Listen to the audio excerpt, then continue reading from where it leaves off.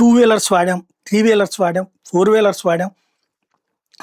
ఇప్పుడు అలాగే పడవలు, షిప్పులు, స్టీమర్లు ఇట్లాంటివన్నీ చూసాం. విమానాలు చూసాం, హెలికాప్టర్లు చూసాం. కానీ ఇకపైన ఇప్పటికే మనుషులు ప్లేస్‌లో రోబోలు వస్తున్నాయి. ఇంటెలిజెన్స్ ప్లేస్‌లో ఆర్టిఫిషియల్ ఇంటెలిజెన్స్ వస్తుంది. అట్లాగే డ్రోన్‌ల లాంటివి చూసాం.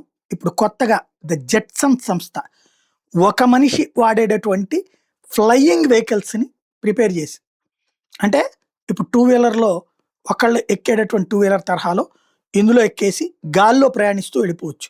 ఒకదాని కాస్ట్ $1,28,000. ఇది అమెరికా, యూరోప్ దేశాల్లో పెద్ద కష్టమేం కాదు.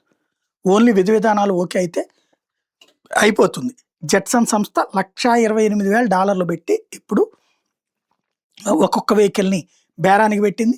గాల్లో ప్రయాణించేటటువంటి సరికొత్తది. భూమి మీద ప్రయాణిస్తది. ఉన్నట్టుండి గాల్లోకి ఎగిరిపోవచ్చు.